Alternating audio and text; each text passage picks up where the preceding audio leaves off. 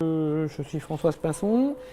Je suis née le 9 février 1959, qui n'est pas anodin étant donné que c'est l'époque, c'est l'année de la création du ministère de la Culture. Donc c'est peu dire. Donc le ministère, j'ai comme le ministère 56 ans.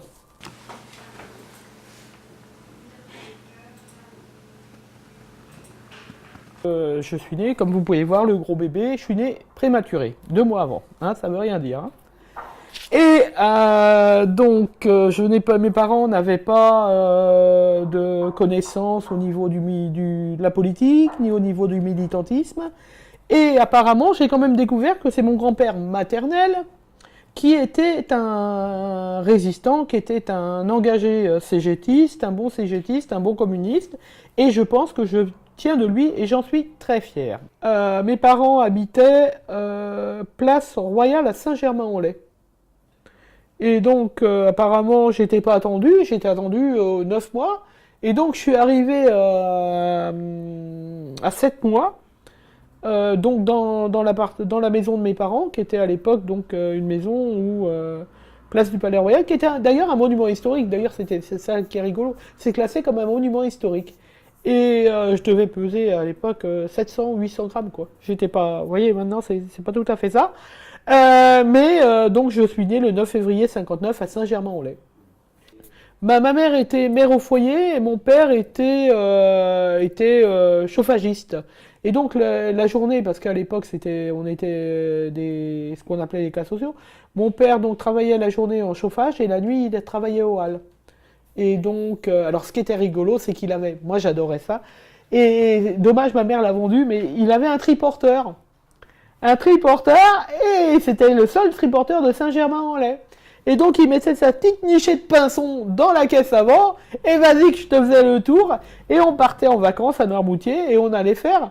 Et ouais, mais on prenait le train, on se le faisait livrer là-bas. Et donc à Noirmoutier, on allait avec le triporteur et tout ça, et c'était génial.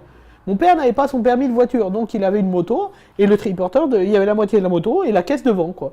Et sa petite nichée de pinson, il y en a 3 qui montaient, et puis hop, on partait faire... et c'est des bons souvenirs. Et je m'en rappellerai toujours, j'avais 7 ans, et je ne savais pas à l'époque, c'était en 68.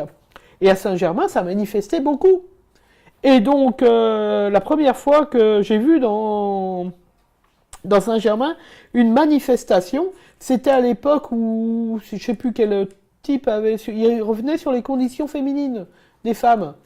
Et donc, il y avait des nanas qui étaient en tête de cortège à Saint-Germain et qui avaient ouvert leur chemisier et tout ça.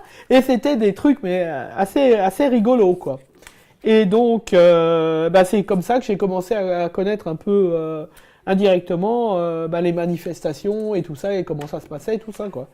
Et après, de Saint-Germain, 59, comme j'ai expliqué tout à l'heure, jusqu'à 16 ans, j'ai fait le truc de Saint-Germain, qui était en soi une belle ville, mais qui, hélas, au niveau des relations humaines, n'était pas bonne du tout, quoi.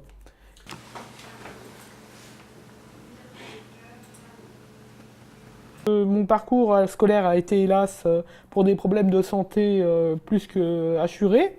Ce qui fait que je suis parti à l'époque de 16 ans, trop vieille pour rester à l'école, trop jeune pour être dans le monde du travail, et donc je suis arrivé dans un centre, ce qu'on appelait les centres AFPA, qui sont des centres de formation pour handicapés adultes. Et j'étais donc à 16 ans, quand j'ai quitté l'école, on m'a envoyé en internat donc à Bordeaux, parce qu'on pensait que j'avais la capacité d'être secrétaire médical. Moi, le secrétariat, l'administratif, on ne peut pas dire que ça soit ma tasse de thé. Mais bon, pourquoi pas. Et donc, c'était des centres qui étaient payés par le ministère du Travail à l'époque et qui permettaient d'avoir une formation, de sortir avec un diplôme. Et ce diplôme permettait, c'était ce qu'on appelait un équivalent CAP, quoi. Et à Bordeaux, ça s'était très bien passé. Et là, c'est une image un peu... Je ne veux pas finir là-dessus. Mais on avait réussi encore une victoire, vous voyez. Donc j'étais à Bordeaux, et à Bordeaux je ne pouvais pas avoir ce diplôme parce que moi, étant donné que mon cursus scolaire a été plus que coupé, archi coupé, enfin bref, j'avais pas grand chose comme connaissance au niveau de l'orthographe, des mathématiques et tout ça, donc j'ai pas pu faire ce truc et on m'a envoyé à Bordeaux, à Pau. Et là, à Pau, je suis arrivé dans un centre qui était le centre d'Arécy. Et c'était un centre pour à moitié malades mentaux, à moitié, enfin, pas mal de choses, où beaucoup de gens se suicidaient. Et quand je suis arrivé, moi j'ai assisté donc à deux filles qui voulaient mettre fin à leur jour. Et là, ça avait été assez triste. Et donc, je comprenais pas pourquoi. Mais heureusement que mes copines de Bordeaux m'avaient un peu formé par rapport à ce que je vous disais par rapport à la JOC à l'époque. Et donc, j'avais un peu de notion. Et j'avais commencé à m'élever contre ce genre de truc en disant, mais comment ça se fait que les gens... Et naturellement, on m'avait dit, faut vous calmer, faut vous taire et tout ça. Et ce qui est pire que tout, et c'est vraiment ce qui m'est arrivé, on m'avait fait un truc qui était ignoble, c'est qu'on m'avait pris comme un cobaye, quoi. On m'avait interné indirectement, on m'avait fait des expériences au niveau de la tête, des piqûres dans la tête et des choses comme ça. Et pas moyen de sortir, pas moyen de communiquer avec qui que ce soit. Ça a duré un laps de temps, parce qu'il y avait une clinique de cardiologie qui était à côté. Le vieux, il devait avoir 70 balais, 75 balais, et il faisait des expériences sur les gens. Et comme c'était des gens qui étaient pour certains fragiles mentalement, et ben ils faisaient des choses comme ça. Et moi, je me rappellerai toujours, ils m'avaient fait plusieurs piqûres dans la tête, plusieurs trucs. J'ai failli crever. L'autre, il arrive avec sa seringue. Et j'étais attaché, moi. J'étais attaché. Hein. Je me suis évadé, j'ai été ramené par les flics, enfin des trucs pas possibles.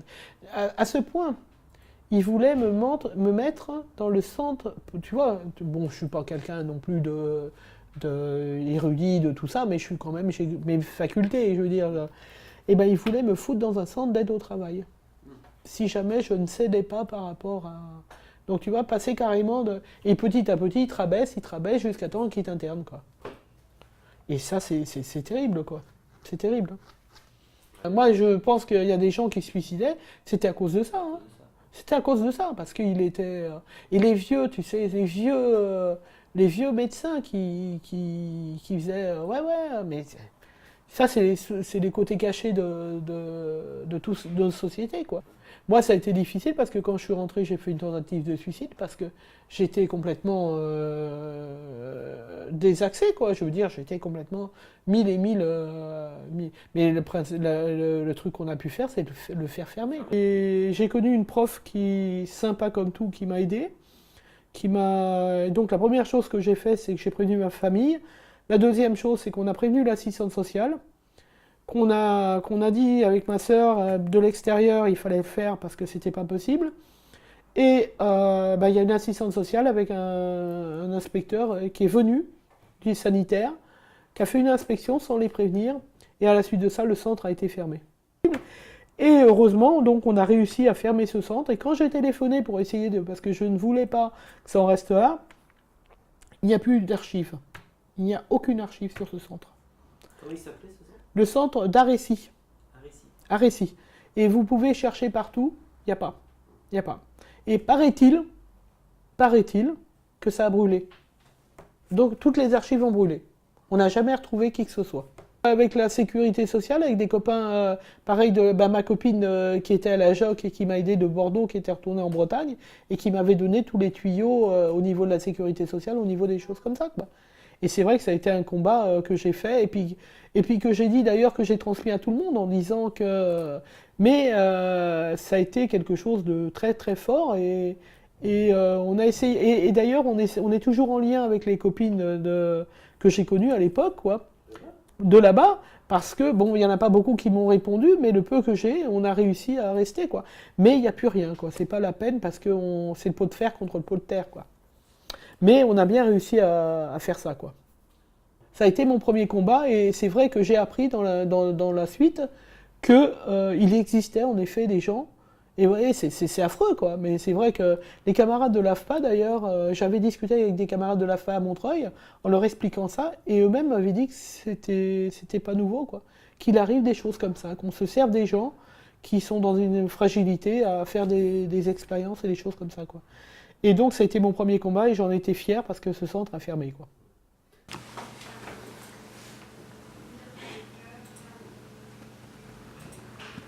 j'ai rencontré donc une camarade qui m'a expliqué un peu ce qu'était la JOC, la jeunesse ouvrière chrétienne féminine, que je ne connaissais ni d'Adam ni d'Ève, étant donné que mes parents n'étaient pas non plus du côté catho et tout tralala. Et elle me dit que c'était un mouvement jeunesse ouvrière chrétienne qui se rapprochait le plus des idées d'ouvriers, des idées de la CGT, des idées un peu de gauche.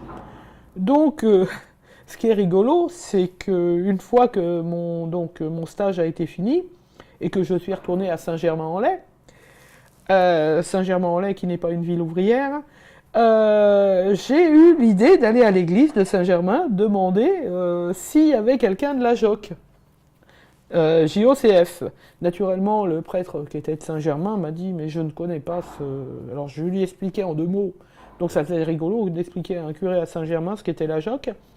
Et voyant mon insistance, il m'a quand même envoyé vers un autre prêtre, qui celui-ci était ouvrier, et qui m'a guidé sur la JOC. Et de là, j'ai été faire tout mon petit parcours qui a duré 2 ans en JOCF à HR. HR, qui est une ville, à l'époque, était une ville communiste. Et donc, ça constituait, la JOCF constituait le fait qu'on se retrouve en groupe, comme ça, qu'on fasse une discussion un peu rapprochée au niveau de la Bible et au niveau du monde ouvrier. Et qu'ensemble, on cherche à acquérir des droits par rapport aux jeunes ouvriers, par rapport à la jeunesse ouvrière chrétienne. Et on avait réussi, je m'en rappelle à l'époque, à pouvoir avoir donc les transports gratuits pour les jeunes chômeurs d'HR. Et pas de Saint-Germain, parce que ça concernait uniquement les villes. Donc on était assez contents. Et moi, ça m'a plu beaucoup, et plus en plus, j'ai acquéri de la confiance, et plus en plus, je me suis dit, mais je peux pas m'arrêter là, ça peut pas être ça. Mais là, le parcours de la JOC, c'est vrai que ça permettait d'être à la fois... parce que, bon, quand on est jeune, tout ça, qu'on n'est pas catho, qu'on n'est pas ceci, on peut se retrouver, mais quand on est catho et on a du mal à trouver un lien qui permette de... Et la JOC, c'était bien parce que c'était d'abord, on se donne une image de l'église, de tout ça, qui n'est pas du tout ça, et qui permet d'avoir le lien par rapport à ça, c'est-à-dire de se dire, Jésus, c'est pas que ça, il a fait aussi des choses, c'est de là qu'est devenu le premier révolutionnaire, et donc il y a quand même des liens avec ça, il y a quand même des liens qui font qu'on peut parler de se revendiquer catholique et tout ça, et pouvoir militer à l'intérieur de ça. Et nous, à la JOC, donc ce qui était rigolo, c'est que, comme je vous disais tout à l'heure, tous les semaines, on partait en séminaire et on rapprochait les livres au niveau des livres, les textes de la Bible par rapport aux livres militants. On disait que comment aujourd'hui un mec à l'époque rentrait et disait lui il n'a pas le droit de faire ci, lui il n'a pas le droit de faire ça, parce que tu n'es pas, et puis total nos combats sont un peu semblables, on pourrait dire. On se bat pour que l'homme avec un grand H soit reconnu dans toute sa spécificité. Et donc pendant 2 ans ça a été ça. Et puis est arrivé après, quand tu es adulte, parce que tu fais pendant jusqu'à 16 ans, 17 ans, et après donc tu as l'ACO, Action catholique ouvrière. Là t'es adulte, t'es plus ado, t'es plus jeune, t'es adulte, et c'est comment faire aussi le chemin parallèle entre le catholicisme, le militantisme et ainsi de suite. Et donc j'étais tombé donc sur un prêtre ouvrier parce que ceux que j'avais connus avant étaient bien d'ailleurs. On comprenait pas, moi je comprenais pas par exemple qu'il puisse y avoir la guerre et qu'on puisse me dire qu'il y a un bon Dieu. Pour moi c'était les armes et puis tout ça, enfin tout ça. Et donc les prêtres ouvriers à l'époque m'avaient bien expliqué. Et donc là j'étais censé être adulte et censé pouvoir faire mon chemin. Et donc j'avais mes 2 ans, mes 3 ans d'action catholique ouvrière. Je militais à la CGT au niveau du musée, plus ou moins. J'avais déjà un peu de connaissances par rapport au syndicat. Et je trouvais que l'ACO était quelque chose qui ne bougeait pas. On parlait du mouvement de la paix, on disait que c'était quelque chose qui était bien, et que, alors moi j'expliquais, je disais, mais pourquoi là il y a eu ça, il y a eu ça, on fait rien, quoi. Mais on n'est pas là pour ça, on n'est pas là pour ça. Nous c'est de parler, de voir comment on peut construire et tout ça. Je dis, mais il y a des revendications à avoir, il y a des choses à faire, Et donc on m'a trouvé beaucoup trop vindicatif par rapport à la CO. Et donc le prêtre de l'époque a fait tout en disant que c'était pas possible, que j'étais trop vindicative, que j'étais trop proche des rouges, de la CGT, que je ne pouvais pas rester. Et comme je m'étais fait plein de copains et de copines à l'époque, il m'a dit bon bah écoute, tu peux plus rester là donc. Et puis comme on était 7 à être de la CO de la région tout ça, bah quand j'ai dit bon bah d'accord, ok, je m'en vais. Mais je pense que je ne serai pas toute seule à partir. On est parti à 5. Ils se sont retrouvés plus qu'à 2. Et c'est de là, après, qu'est venu mon combat syndical un peu plus important au niveau de la CGT, à tous ces niveaux-là, quoi. Et en effet, et qui plus est, je devais déjà à la naissance avoir quelque chose, parce que le mec qui s'occupait de ça était de la CFDT. Donc, déjà à l'époque, je trouvais qu'ils étaient mous. Donc, ça a été clair et net. C'est peut-être ça qui a fait que j'ai dit, bon, bah, je ne peux pas rester. On est parti à 5, quoi. Et j'ai fait après mon travail syndical. Mais c'est vrai que pour des gens, moi je revois, là, il y en avait encore d'autres. Et puis dans les manifs, j'aime bien parce que l'autre fois, on avait fait la dernière manif, il y avait les camarades de la JAC qui avaient manifesté aussi. Je trouve qu'elle a toute sa place aujourd'hui. Comme je la trouve beaucoup plus comment dire, je trouve beaucoup plus important qu'elle ait sa place par rapport à la CO, qui est un peu, si ouais, le mouvement de l'appel, la CO et tout ça, pour moi c'est la même chose, quoi. Ouais. Et je trouve que la GOC, c'est quand ça évite, pour moi sincèrement, ça m'a évité d'aller dans la galère, ça m'a évité de m'éloigner, ça m'a évité d'aller dans une secte ou dans une connerie comme ça, et ça m'a permis de me rapprocher d'un travail militant, d'un travail de gauche, et puis de trouver vraiment mon chemin, quoi.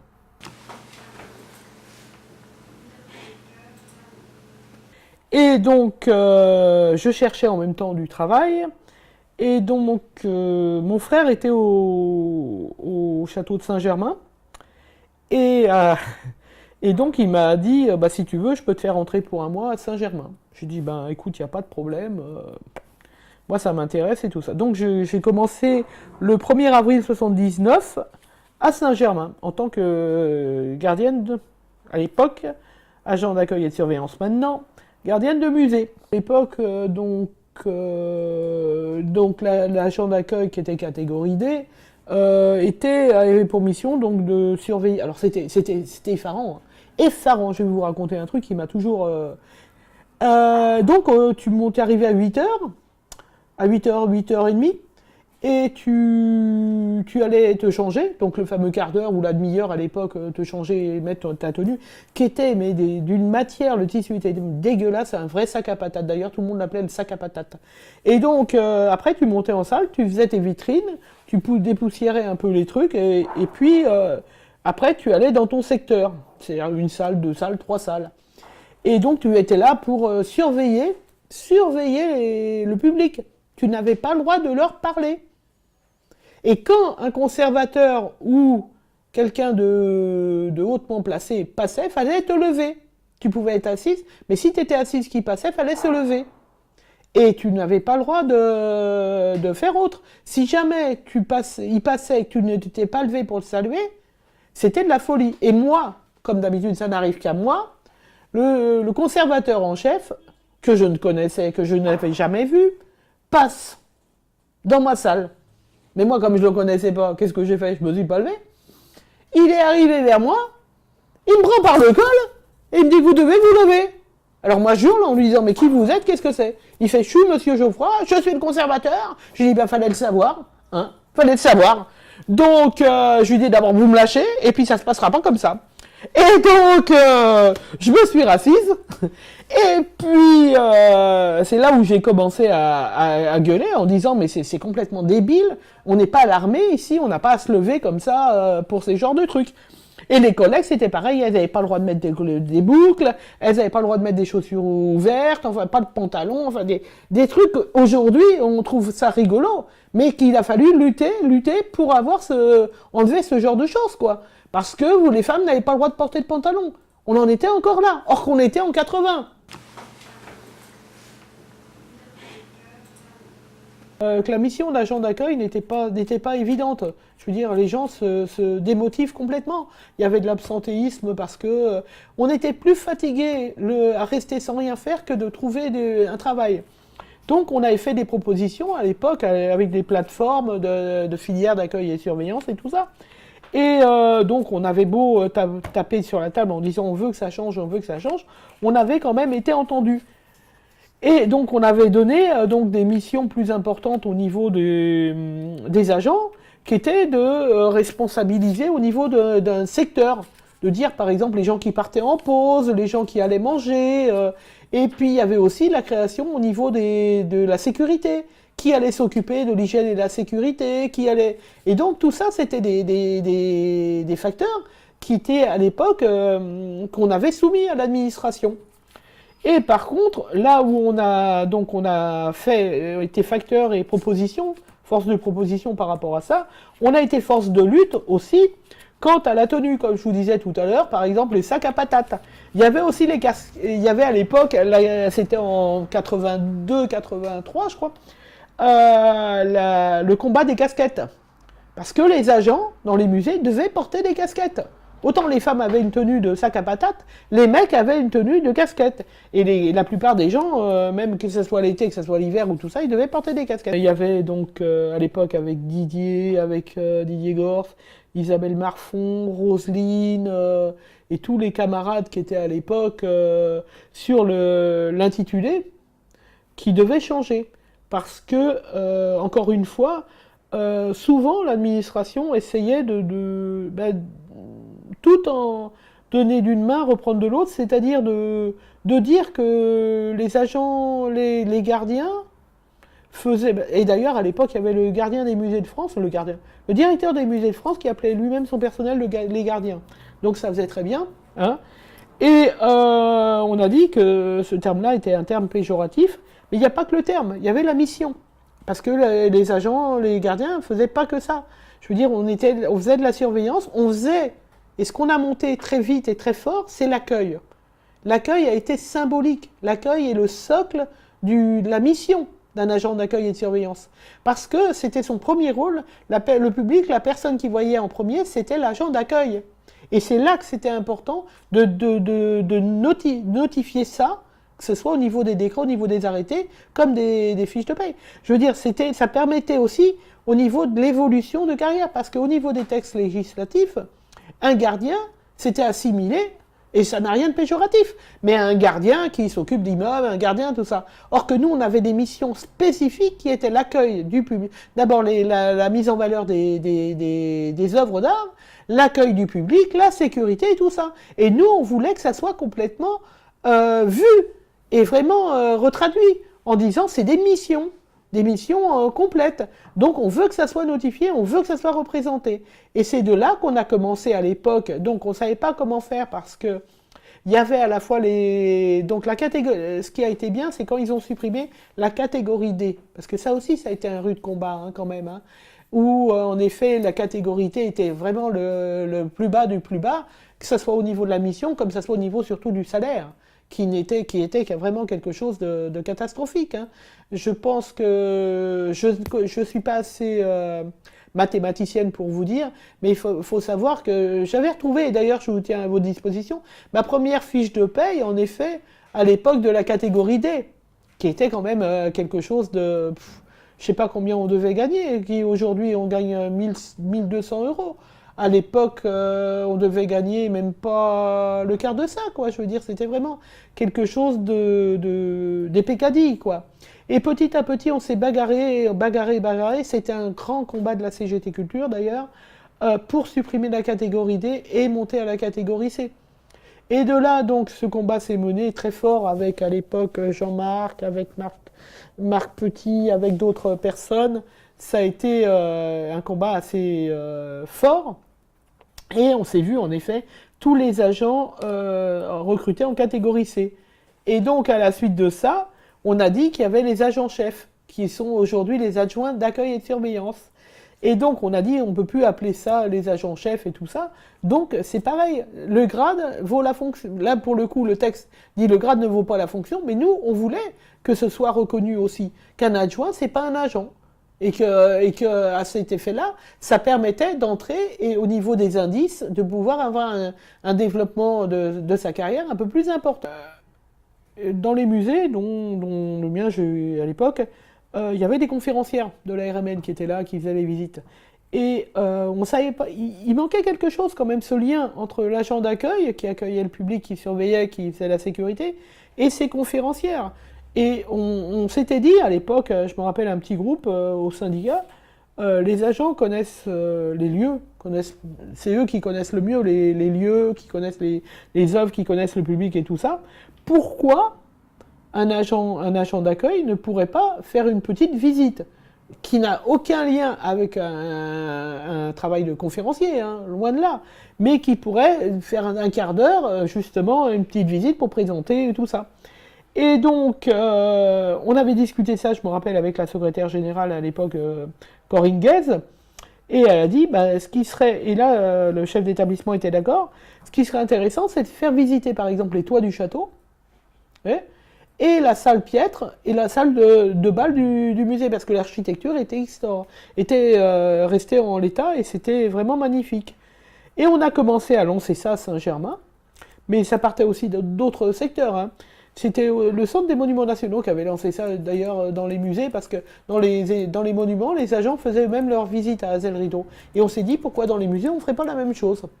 Et de là, les agents d'accueil se sont mis à faire des petites visites. Alors c'était rigolo, parce que il y avait le chef, donc le directeur de l'établissement, un ou deux conservateurs, et quelqu'un comment on appelle ça, du service culturel. Et donc l'agent en question avait un petit truc pour potasser, et il passait devant cette espèce de petit jury là qui était là comme ça, et puis il voyait s'il était capable ou pas de faire la visite. Et donc une fois qu'il avait fait la visite, et ben c'était marqué. Et tout, bah, ça dépendait, après on l'inscrivait dans le planning ou pas, les visites guidées des agents, enfin les visites guidées, oui, les visites guidées des agents. Et ça permettait à la mission, et c'est pour répondre un peu à ta question, à la mission d'accueil des agents de donner un sens réel. Parce que l'accueil, c'est pas que les accueillir dans une salle et puis que les gens fassent ce qu'ils veulent, c'était aussi d'expliquer un peu ce qu'ils pouvaient trouver parce qu'à l'époque, il faut savoir aussi qu'on n'avait pas le droit de parler au public. Et si quelqu'un posait une question sur, par exemple, une fibule ou quelque chose qui n'était pas, mon Dieu, fallait appeler un conservateur pour que le conservateur descende et réponde à la personne. Vous voyez un peu tout le tralala. Tout ça pour simplement un kidam qui voulait savoir ce que c'était, parce que l'étiquette qui devait servir de réponse n'était pas là. Donc, nous, on avait dit, ça suffit, ce genre de truc et tout ça. Un agent peut, dans sa mission d'accueil et de sécurité et de tout ça, mais surtout la mission d'accueil, de répondre au public. Et c'est comme ça, petit à petit, qu'on a réussi à faire qu'aujourd'hui, dans les monuments comme dans les musées, il y a des agents qui font des visites guidées, il y a des agents qui répondent au public, et puis il y a des agents aussi qui s'occupent du service culturel, qui est un peu la médiation. C'est comme ça qu'on rentre, c'est-à-dire la réservation des groupes, c'est-à-dire discuter avec les instituts, c'est-à-dire de proposer des ateliers, faire des choses comme ça. Et ça ne peut être aujourd'hui que des agents d'accueil qui peuvent faire cette mission. Mais pour faire ça, il a fallu se battre. C'est à la suite de luttes que les agents des musées et les agents des monuments aussi, d'ailleurs, ont réussi à acquérir ce genre de choses. Mais ce n'était pas du pain béni, hein, parce qu'il a fallu se battre. Parce qu'aujourd'hui encore, par exemple, on va vous dire, et c'est là où, par exemple, moi je me rappelle il y a quelques temps, où on a proposé dans des établissements à ce que les agents d'accueil aient des tablettes. Et puissent renseigner les gens sur les tablettes et tout ça. Ce qui réduit complètement la mission, encore une fois, d'accueil et du contact au public, pour s'informatiser et pour réduire le nombre de personnel, parce qu'en effet, Avec une tablette, on peut voir ceci, on peut voir cela, et on n'a pas besoin de personne pour aller travailler dans des secteurs et tout ça. Et donc ça fait partie des choses nuisibles qu'il peut y avoir, parce qu'il n'y a rien de tel qu'un agent d'accueil physique pour renseigner le public et pour sécuriser les gens et pour sécuriser les établissements. Et la panel, et si on cherche un peu, je suis sûr qu'on peut trouver un tas de choses aux missions d'accueil et de surveillance. Parce que je m'en rappellerai toujours, moi à l'époque, avec Didier, ce qui m'avait fait bondir, c'est qu'à l'époque, au CTP de la DMF, et après le CTP, oui, qu'il voulait professionnaliser la mission de l'agent d'accueil. Mais c'est quoi professionnaliser? C'est-à-dire que on dit qu'on est un professionnel de l'accueil, mais il y en a plein des sociétés de professionnels de l'accueil, de la surveillance. Et ce qui peut arriver, ce qui est arrivé à Fontainebleau, eh ben le professionnel sont arrivés en effet des agents qui étaient là pour la surveillance. Et la mission d'accueil, eh ben elle était repliée. Parce qu'on dit aujourd'hui, avec un sous-effectif, vous ne pouvez pas faire des visites guidées. Donc on va vous aider, on va mettre des sociétés de gardiennage dans la surveillance, et comme ça, vous pourrez faire vos visites guidées. Eh ben nous, on a répondu niet. C'est pas comme ça que ça se passe. Les agents d'accueil sont là pour faire de l'accueil, de la surveillance, mais aussi des visites guidées et répondre au public. Mais à chaque fois, faut faire attention à ça. C'est que, comme on dirait l'autre, on les fait sortir par la porte, ils rentrent par la fenêtre. Ils proposent, parce que notre mission à nous, a toujours été la même, c'est l'accueil du public, c'est la sécurité, c'est la mise en valeur du site. Et contre ça, personne ne peut le faire à notre place. Hein. Et on a beau le répéter, j'étais encore dernièrement au CTP, là on va faire le premier, c'est pareil, le premier qui est revenu sur le terrain parce qu'avec la RGPP ça a été enlevé, le CTP des musées. Parce que hélas on a scindé maintenant les musées en établissements publics d'un côté et SCN de l'autre. Et maintenant on voudrait de nouveau diviser ce monde-là. C'est-à-dire les petits musées, ben, ils feront ce qu'ils peuvent, et les gros musées vivront sur leurs ressources propres. Et il est sûr que les gens qui sont au Louvre ont plus de facilité au niveau personne que nous par rapport à un petit musée comme à Saint-Germain. Mais n'empêche que les petits musées, ils ont des valeurs au niveau du métier et de la surveillance, des agents de surveillance qui tiennent à leur travail, qui tiennent à leur musée et qui veulent absolument pouvoir gratifier. Et maintenant, dans les expositions qu'il y a dans les petits musées, eh ben, on s'aperçoit qu'il y a de plus en plus de monde, on s'aperçoit qu'il y a de plus en plus d'attrait. Et c'est comme ça qu'on va sauver à la fois les missions d'accueil, à savoir le patrimoine culturel. Plus ça va, plus ils attaquent. Avant, ils attaquaient de front. C'est-à-dire que ils enlevaient des postes ou ils donnaient pas de crédit et puis ainsi de suite. Et on savait qu'un établissement, on avait du mal, le fonctionnement, le manque d'effectifs, tout ça, c'était difficile. Mais c'était c'était une bataille. Or qu'aujourd'hui, on s'aperçoit que la bataille, elle vient de plusieurs côtés. C'est-à-dire que le poste, déjà, je me rappellerai toujours d'une question que Nicolas avait posée à l'époque d'une CE qui était vachement bien, et qui disait pourquoi vous êtes agent d'accueil dans un établissement et pourquoi vous êtes fonctionnaire. Et ça, c'était une question qui était... mais qui va rejoindre tout à fait ton histoire de sous-traitance. C'est parce que, en effet, sans revenir, les musées sont des trésors nationaux et qui doivent être gérés pour la nation. Et la nation, c'est tout le monde. Et que l'agent qui surveille ça doit avoir une certaine neutralité. Il ne peut pas en aucun cas être asservi à une société ou une autre, et doit pouvoir être la même chose qu'on soit dans le nord, qu'on soit dans le sud, qu'on soit dans l'est ou dans l'ouest. Et donc c'est ces missions-là qui sont qu'aujourd'hui, déjà ils ont coupé les crédits, donc ce qui fait qu'il y a moins d'agents d'accueil dans les établissements, il y a beaucoup moins de facilité à pouvoir faire des visites ou à pouvoir faire des stages et tout ça. Et le côté qu'ils ont trouvé, c'est de dire, en effet, votre mission, elle est bien, elle est super, mais vous avez froid, parce que c'est vrai que les conditions ne sont pas toujours favorables. Par exemple, on prend à Orsay ou la Verrière, où il y avait beaucoup de bruit, il faisait pas chaud et tout ça. On prend le Louvre, où à l'époque, sans être la pyramide, mais qui est aujourd'hui la pyramide, c'est quelque chose de bruyant, pareil, au niveau des froids, à tous les niveaux, quoi. Et ils ont dit, c'est vrai que vous ne pouvez pas pouvoir faire vos missions complètes par rapport à ces choses-là, par rapport à ces conditions-là. Et donc, vous avez des difficultés vis-à-vis du public et vis-à-vis de la manière dont on peut travailler correctement. Et petit à petit, ils sont insidieusement rentrés en disant, ben quand on dénonce au CHS musée, quand on dénonçait les choses comme ça, on disait on prend bien en compte, en effet, vous avez froid, vous avez... prenons en compte nos revendications sur les conditions de travail qui n'étaient pas faciles. Ils ont simplement insidieusement dit, bon bah écoutez, plutôt que de créer des postes, ce que la CGT demande toujours, ils ont dit, bah écoutez, maintenant les accès, on va prendre des sociétés privées. Et ce qui permettra comme ça, vous, de vous remettre dans les visites, dans la médiation, dans les choses comme ça. Et petit à petit, on disait, ben nous on n'est pas d'accord, et ils ont gratté de plus en plus, ils sont rentrés de plus en plus. Ça a été aux accès. On a dit, bah regardez, c'est plus facile quand c'est une société extérieure qui fait les accès que vous. Hein, donc vous pouvez être ceci. Et petit à petit, ben, on a vu d'un seul coup, c'est plus les accès. Maintenant, c'est à Fontainebleau, par exemple, dans les salles de surveillance, dans la mission de surveillance de fonctionnaires, de titulaires, où c'est une entreprise privée qui vient.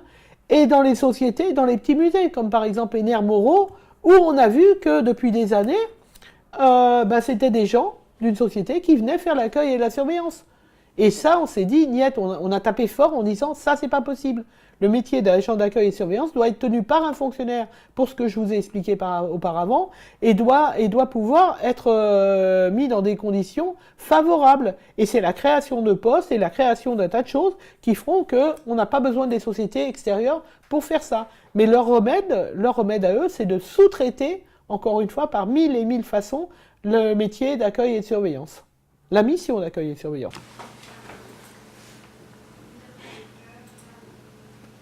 Donc j'ai commencé le 1er avril 1979 à Saint-Germain. Et donc j'ai travaillé, j'ai fait connaissance, il y a des collègues qui étaient arrivés 1 mois ou 2 mois après moi. Et naturellement, ce qui s'est passé qui est assez drôle, et qui est à la création de la section CGT d'ailleurs, c'est que à l'époque, le responsable qui était un agent-chef m'a proposé en me disant, bah, écoute, si jamais, parce qu'à l'époque, pour être titulaire, c'était beaucoup plus simple qu'aujourd'hui. Il suffisait de remplir un questionnaire avec des croix et selon les crédits qu'il y avait, on pouvait t'embaucher ou pas. Et elle m'a dit, bah écoute, ça serait, si tu veux être titulaire, je peux t'aider. Ah, j'ai dit, ben, avec plaisir. Il me dit, il suffit que tu te syndiques et faut. Alors déjà à l'époque, j'avais commencé à plus ou moins discuter de la CGT que je ne connaissais pas. Hein. J'étais pas trop. Et donc, je dis, bah écoutez, s'il faut vraiment se syndiquer pour rester, pourquoi pas. Et au même moment, je fais connaissance d'une collègue qui est très très sympa, et je lui raconte donc ses histoires, et elle me dit, bah écoute, mon mari est délégué CGT, et bah écoute, ensemble, on va voir ce qu'on peut faire. Je lui dis, bah ça serait mieux, parce que je trouve ça un peu immoral d'obliger les gens à se syndiquer. Il faut pour rester. Et donc, on fait un petit rendez-vous comme ça autour d'un verre, parce qu'il y a beaucoup de fraternité au niveau de la CGT. Et donc, on prend un verre ensemble, et Patrick, à l'époque, me dit, bah écoute, c'est pas compliqué, il suffit de 3 personnes, aujourd'hui 2 d'ailleurs, pour monter une section. Et entre-temps, ma titularisation courait toujours. Et je suis convoqué donc à l'époque à la direction des musées de France qui se trouvait au Louvre. Et je dis, ben voilà, on me fait remplir le papier, tout ça, mais ils savaient pas ce qu'ils faisaient. Ils savaient pas ce qu'ils faisaient à l'époque, hein, parce que après ils l'ont regretté. Hein. Et ils me disent, est-ce que ça vous dit de travailler dans les musées, de travailler avec beaucoup de monde et tout. Ah bah je dis moi, tout à fait, ça me plaît, tout à fait, tout à fait. Et donc, alors c'était à l'époque Monsieur Rigolet, qui était le chef du personnel de la DMF. Et je vous dis ça parce que avant qu'il parte à la retraite, on s'est rencontrés ensemble et puis il m'a dit, bah, si ce jour-là j'avais su que vous alliez devenir représentante syndicale. Et donc du coup, il me signe mon papier et je reçois en effet une lettre, un arrêté qui dit que Françoise Pinson est à ce jour titulaire et machin et tout ça. Donc très très contente. En même temps, je vais voir ma copine Martine, et je lui dis, bah écoute Martine, ça y est, je suis titulaire, Donc maintenant, on peut y aller. Et donc, je dis à Patrick, je téléphone à Patrick, quels sont les papiers, tout ça. Il m'explique le bout à bas. Et entre-temps, on avait téléphoné à la culture. Parce qu'on ne savait pas, on était sur Saint-Germain, on ne connaissait pas trop. On était avec l'UD, nous. On téléphone, et à l'époque, c'était André Franqui et Gérard Relouza et Roselyne. Et donc, on téléphone à ce petit monde en disant, bah, on aimerait bien créer la section, on aimerait bien faire des trucs et des machins. Et donc, il y a Gérard Relouza et André Franqui qui débarquent à Saint-Germain et qui sont contents de dire, voilà, tout ça. Et quant à l'autre, j'avais pas toujours sa carte dans la poche, que je n'avais pas remplie. Je lui demande à le voir. Et c'était dans le hall à l'époque, dans le hall de Saint-Germain. Et donc il me dit oui, alors je lui dis ben je viens vous voir pour l'histoire de la carte que vous m'avez dit. Alors moi, eh ben écoutez, c'est simple. Moi j'ai une autre proposition à vous faire, je vous rends votre carte. Et moi par contre je vous en propose une, celle de la CGT. Et c'est de là qu'est créée la section CGT du musée des Antiquités nationales à l'époque. Et donc, donc ça a été très, très, comment dire, tendu, parce que pour eux, c'était la première fois qu'ils voyaient une section CGT à Saint-Germain. Donc, il n'était pas question, on m'avait même interdit l'accès, enfin bref. Et donc, avec Roselyne, avec Brigitte Théoval, qui était la DRH de l'ADMF, je téléphonais en permanence en disant bah ça je comprends pas, ça je comprends pas. Quand j'allais au concours, alors on me disait comment vous voyez le truc. Alors moi je disais ben non ça marche pas, il y a des tas de machins, les vêtements sont pas bien, et j'avais pas compris le système. Mais ça en attendant, plus ça allait, plus la section montait parce que les camarades eux-mêmes voyaient que par exemple une femme qui était enceinte, vous voyez, elle était enceinte de 6 mois, il fallait qu'elle ait une blouse.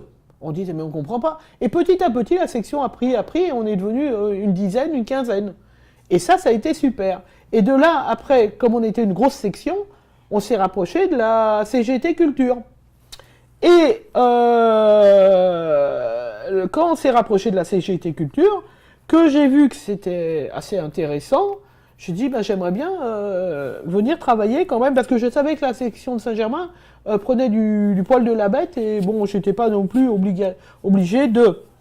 Et je vous dis ça parce que il y a eu une légère petite coupure, c'est-à-dire que on m'avait dit il faut que tu montes, tu évolues dans ton travail, ça serait bien que tu passes un concours d'adjoint d'accueil et de surveillance. J'ai dit bah pourquoi pas, je vais essayer. Et comme par hasard, pouf, je passe le concours et je l'ai. Et on m'a dit, comme vous avez été reçu au concours, il n'y a pas de poste vacant pour vous. Donc on vous mute. Et comme j'étais secrétaire de section, ça arrangeait tout le monde. Donc naturellement, de Saint-Germain, je suis partie à Orsay. Et à Orsay, donc, j'arrive, déjà j'avais du mal à y aller, je voulais pas y aller, mais bon, ça commence à Orsay, donc on m'explique que c'est de l'encadrement, qu'il faut faire attention. Alors donc, j'arrive à Orsay, tout ça, c'était à l'époque, mais là j'ai fait un saut, un grand saut quand même. Mais je voulais vous dire aussi une chose qui nous a beaucoup aidé à l'époque, donc en dehors de Roselyne, André Franqui, Gérard Relouza, il y avait aussi Thérèse Berga, qui, je me rappelle, à l'époque, était venue nous voir, parce qu'il y avait le CTP de la DMF qu'on ne connaissait pas, et donc était venue nous renseigner sur ce qu'il fallait au niveau des tenues et tout ça. Et Thérèse nous avait beaucoup aidé, hélas, elle nous a quittés assez précipitamment, mais c'était quelqu'un comme les autres, mais quelqu'un de très bien. Et donc, pour en revenir à Orsay, je suis reçu par Monsieur Courcel, qui n'est pas des moindres, qui avait apparemment sa carte au FN. Et ce monsieur me dit que je ne dois en aucun cas tutoyer les agents, que je dois montrer une hiérarchie importante au niveau du travail d'accueil et surveillance. Vous imaginez bien que moi, venant de mon petit musée de Saint-Germain, la proximité avec les agents, on se faisait des bouffes une fois par semaine, on vivait avec un travail sympa, une ambiance sympa, se retrouver dans un grand établissement comme le musée d'Orsay. Donc la première chose que j'ai faite, c'est que j'ai été voir tout de suite la section CGT du musée d'Orsay, qui à l'époque était tenue par Francis Marco et par Didier Gors. Et là, bon, tant mieux pour moi, j'ai rencontré de nouveau des copains, Et ensemble, on a beaucoup milité au niveau d'Orsay contre Courcelles. Parce que une des anecdotes aussi qui était rigolo, c'est que je faisais de l'accueil et surveillance, et donc ça avait un côté intéressant. Mais ce qui était moins intéressant, c'est que ben, les agents s'emmerdaient. On voyait que l'administration ne motivait pas les agents à Orsay. Hein. C'était vous prenez votre poste, vous restez assis, vous bougez pas, et ainsi de suite. Et moi, j'avais donc la notion de faire essayer de travailler avec les collègues et tout ça. Et donc, on avait fait le matin, on passait ensemble, on vérifiait toutes les issues de secours pour pouvoir. Et donc, bah, ça, naturellement, ça plaisait pas à l'administration. Et donc, je me suis fait remonter les bretelles à cause de ça. Et puis, j'ai dit, ben, dans ces cas-là, moi, je voudrais bien changer de travail. Et donc, j'ai été à l'équipe d'intervention du musée d'Orsay. Et là, l'équipe d'intervention, il n'y avait que des hommes. Et au début, on m'a dit, non, non, pas de femmes. Je lui dis, comment ça, pas de femmes? Donc, je vais voir mon copain Francis, je vais voir mon copain Didier. Je dis, c'est pas possible qu'il n'y ait pas de femmes au niveau de l'intervention d'un musée. C'est pas réservé aux hommes. Il faut qu'il y ait des femmes. Et donc, voyant que je lâchais pas le morceau et tout ça, on m'a dit, ok, d'accord. Donc, j'ai ouvert, en effet, la porte à ce genre de choses, ce qui fait qu'après, il y avait une camarade qui est maintenant passée à Sud, hélas, Christine Prince, qui a été après moi, justement, à l'équipe d'intervention. Mais là-bas, les garçons ne supportaient pas de se faire commander par une nana. Mais bon, ça, c'est une anecdote, enfin, voilà. Donc, à Orsay, j'y suis resté 5 ans. On arrivait le matin à 7h30, on partait le soir à 7h30, fatigué parce qu'il y avait tous les transports et tout ça. Et donc, j'ai décidé de me retrouver, de retourner vers Saint-Germain. Et c'est là où c'est rigolo. J'arrive donc à Saint-Germain un jour, et pour dire, bon, bah, j'aimerais bien revenir ici. Et d'un seul coup, il y a le TSC, qui était à l'époque Jocelyn Gall, qui me dit, non, non, tu n'entres pas. Je dis, pardon, tu ne rentres pas. Tu es interdit de rentrer au musée. Je lui fais, ça va ou quoi là? Qu'est-ce qui se passe? Il appelle le chef d'établissement, qui était à l'époque Patrick Perrin. Il fait, non, non, vous pouvez pas rentrer. Ça. Je lui dis, mais sur quel droit vous m'interdisez l'accès du musée? Et ils me disent, parce que, soi-disant, ils ont trouvé un prétexte quelconque, et je vais faire le désordre, et que si c'est à titre syndical, je n'ai pas le droit de rentrer. Je lui fais, c'est pas à titre syndical, c'est à titre de personne de la culture, et je viens visiter le musée, et je connais, mais je ne vais pas vous laisser là, vous inquiétez pas. Donc à l'époque, je prends mon téléphone, je téléphone à Brigitte Théobald, et je téléphone à Jean-Marc Canon. Et je lui dis, Jean-Marc, ils veulent pas me laisser rentrer. Je dis, alors il me dit, ben non, non, il n'y a pas. Donc on fait le nécessaire, je prends un papier de Jean-Marc et je montre à Perrin, je lui dis, voilà, donc vous n'avez pas interdit l'accès du musée. Donc le Perrin, très en colère, de là, en effet, il avait peut-être un peu raison, parce que dès que je suis revenu à Saint-Germain, qu'est-ce que j'ai fait? J'ai regroupé, parce que la section était légèrement descendue, malgré tout, parce que le problème des musées, c'est que il y a beaucoup de mobilité, ce qui fait que vous pouvez monter, par exemple, cette année, une section avec 12 personnes qui vont demander leur mutation, et vous allez vous retrouver en baisse, ce qui ne veut pas dire que la section meurt, ce qui veut dire qu'il y a moins de personnes pour travailler, mais ça ne veut pas dire qu'elle meurt. Et donc moi, j'avais remis la section en route, et donc d'un seul coup, je fais une réunion de bureau avec les gens de la section, et déboule le directeur qui dit devant tout le monde, vous n'avez pas le droit, cette section n'est pas déclarée et tout ça. Et ce qui fait que je dis, bon, bah, ça commence à bien faire, là. J'ai rappelé donc Jean-Marc et j'ai rappelé Théoval en lui disant, maintenant, ça suffit. Convoquer à la DMF, à l'époque à la DMF, au Louvre, j'ai dit convoquer la réunion parce que le secrétaire général et le directeur emmerdent la CGT. Et ce qui était vrai, ils ont pas arrêté. Et donc, elle a convoqué tout le monde à la DMF, après ça a été rue des Pyramides, et là, en effet, on s'est aperçu que la secrétaire générale était complètement milieu en dessous. C'était le TSC qui gérait ça. Donc Jocelyn Gall, qui est entre nous une vraie saloperie. Et tant pis s'il s'est dit, mais c'est dit quand même, parce qu'il fait le même truc à Compiègne en ce moment. Et donc, il a fait que des misères aux agents. Et ce qui fait que, en effet, la secrétaire générale est partie. Et est arrivée une secrétaire générale qui était compétente, qui était très bien, qui était Corinne Guèze, et qui a remis le musée sur le chemin, et qui a pris le poste de secrétaire général, et qui permettait d'avoir entre le directeur et les représentants syndicaux un intermédiaire qui permettait d'avancer. Et c'est pour ça que après la section est arrivée et que moi j'ai dit maintenant, eh ben je vais peut-être aller faire un tour à la permanence. Et je suis arrivé un jour, c'était à l'époque, je suis venu au début, c'était Marc Pipot. Après quand je suis revenu, c'était Jean-Marc Canon. Et j'ai dit à Jean-Marc, ben écoute, j'aimerais bien travailler ici quelques jours, faire ce que tu veux, tu vois. Et donc, ben, j'ai commencé donc à l'accueil du musée, à l'accueil de la permanence. Et ça a été 2 jours. Après, je me suis lancé j'étais à la CE, à la commission exécutive de la culture. Et puis après, comme nous, j'étais au domaine de Saint-Germain, j'étais pas au musée, j'étais au domaine. Et au domaine, à l'époque, on relevait de la DAPA. Donc j'ai été de la DMF, je suis passé à la DAPA. Et là, j'ai travaillé avec Vincent Blouet. Et on a travaillé au CTP de la DAPA. Et là, j'ai appris plein de choses. Et on s'était dit à l'époque qu'il fallait absolument qu'on fasse un syndicat au niveau des monuments historiques. Parce que c'était vraiment important que les monuments puissent se faire une ligne commune et puissent avoir comment vous dire, je dirais, puissent avoir quelque chose qui permette de montrer que quand on touche à un monument, on touche à l'ensemble des monuments. Parce que, donc, à l'époque, on a dit, c'était la CNMHS. SNMH. Non, CNMHS. Caisse nationale des monuments historiques. Qui se trouvait boulevard Saint-Antoine, je crois. Et donc, ben on a dit, on va créer un syndicat. Donc, parce qu'il y avait plusieurs copains, Monique Chemin, par exemple, qui était à Zell-Rideau, il y avait d'autres copains, Colette Lebanc, qui était à Champs-sur-Marne, et enfin plein d'autres personnes qui étaient là. Et donc, on a dit, ben on va le faire. Et Colette Duluc, qui était à Font-de-Gaume. Et on a dit, ben on va créer ce truc-là. Et ben c'était à Zell-Rideau. Avec, je m'en rappellerai toujours, il y avait Marc Petit, qui était venu siéger à l'époque avec nous. Et il y a eu le rapprochement donc je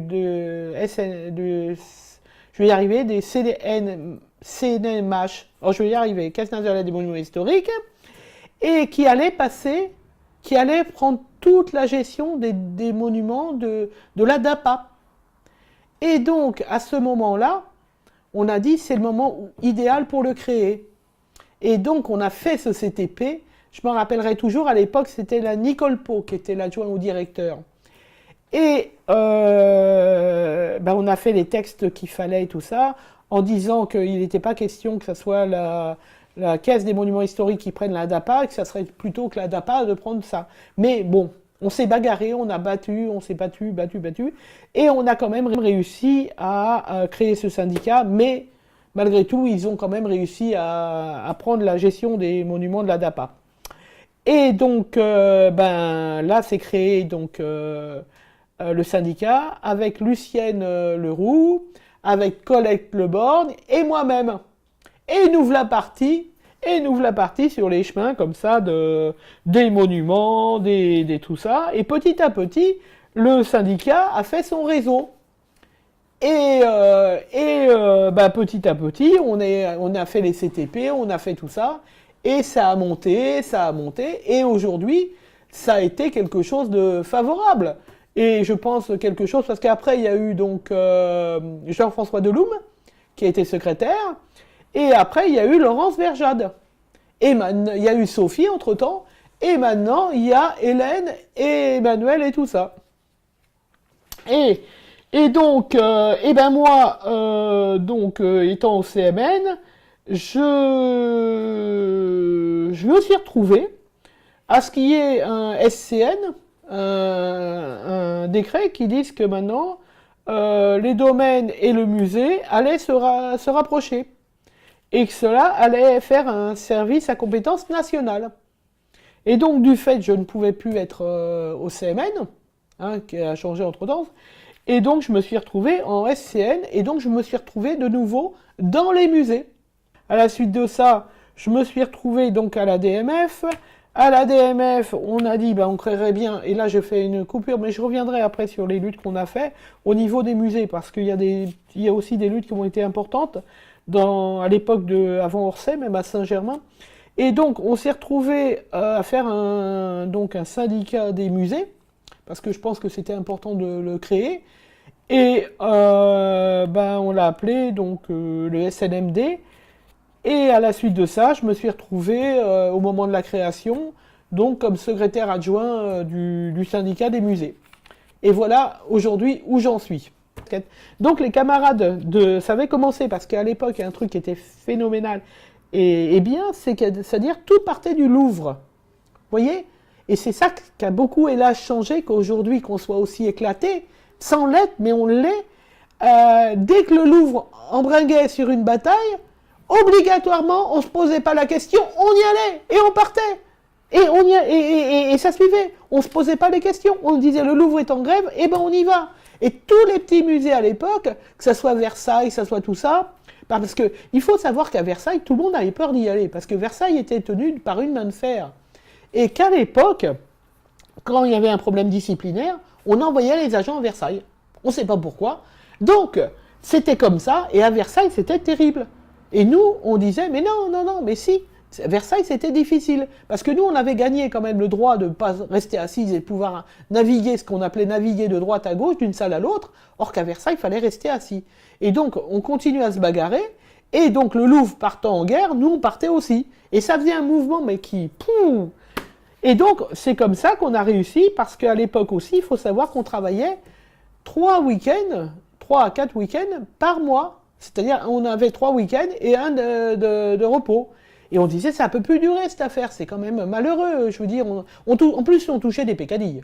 On touchait des pécadilles. À l'époque, la prime, parce qu'il faut se rappeler aussi qu'avant chaque vote du budget, il faut savoir que la culture rentrait en grève. Toujours, toujours, toujours. On savait que le budget allait passer, et bien nous, qu'est-ce qu'on faisait? Hop, on se mettait en grève parce qu'il fallait Et c'est comme ça qu'on a réussi à acquérir des budgets un peu plus importants. Maintenant, c'est peut-être un peu différent, mais c'est quand même la même chose. Mais n'empêche que, je reviens sur les week-ends, où là, les week-ends, on était obligé de travailler, et on n'en pouvait plus, quoi. Je veux dire, il y avait la semaine plus le week-end, enfin, on avait des jours en semaine, mais c'était crevant.